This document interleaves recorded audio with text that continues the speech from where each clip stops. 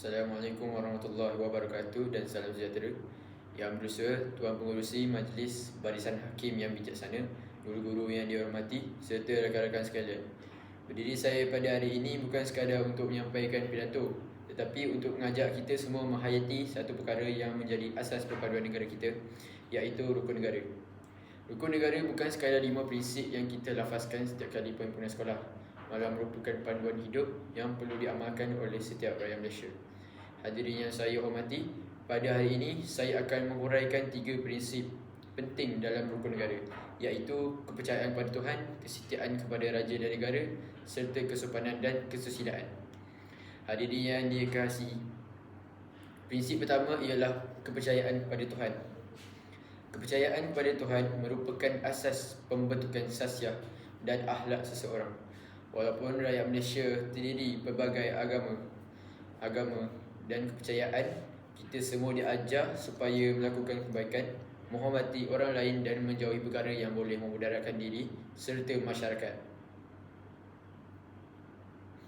Apabila seseorang mempunyai pegangan agama yang kukuh, mereka akan lebih jujur, bertanggungjawab dan berdisiplin.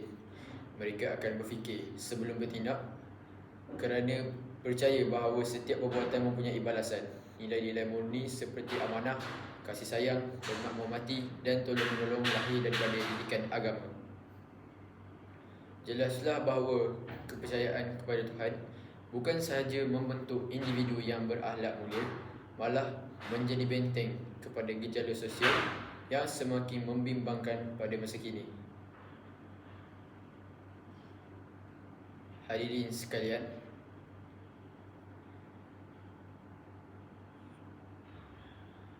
prinsip kedua ialah kesetiaan kepada raja dan negara. Malaysia mengamalkan sistem raja berperlembagaan yang menjadi lambang perpaduan serta kedaulatan negara. Sebagai rakyat Malaysia, kita hendaklah menumpahkan taat setia kepada Yang di-Pertuan Agong, Raja-Raja Melayu dan negara yang tercinta. Kesetiaan kepada negara bukan sekadar mengibarkan jala gemilang ketika sambutan Hari Kebangsaan. Sebaliknya, kesetiaan perlu dibuktikan melalui tindakan, antaranya ialah mematuhi undang-undang, menjaga keamanan, menghormati simbol negara, menggunakan kemudahan awam dengan baik dan berusaha mengharumkan nama Malaysia di peringkat antarabangsa.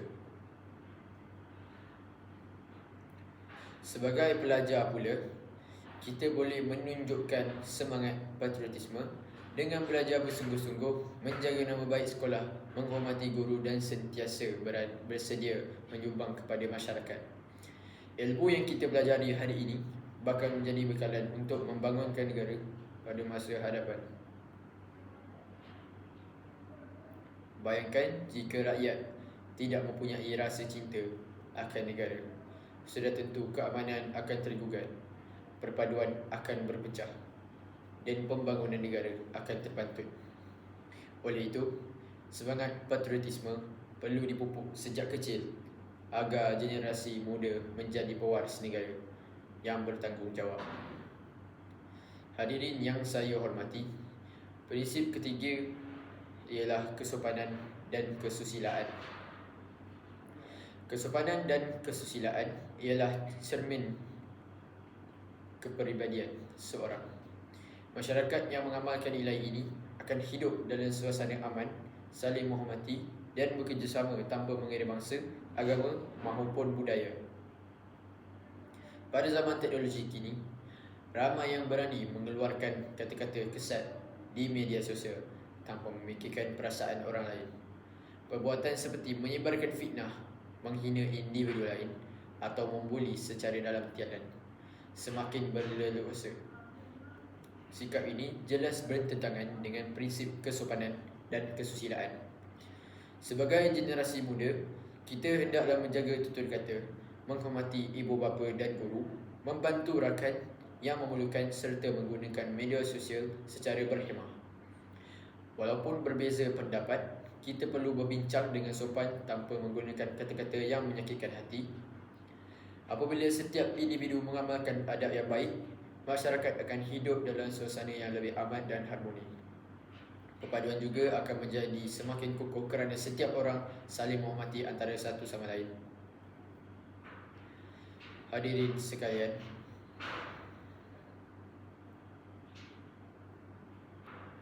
kesimpulannya, 3 prinsip yang saya huraikan tadi, iaitu kepercayaan kepada Tuhan, kesetiaan kepada raja dan negara, serta kesopanan dan kesusilaan, bukan sekadar slogan yang dihafal, tetapi merupakan amalan yang perlu diterapkan dalam kehidupan seharian. Sebelum saya mengakhiri pidato ini, izinkan saya meninggalkan satu pesanan.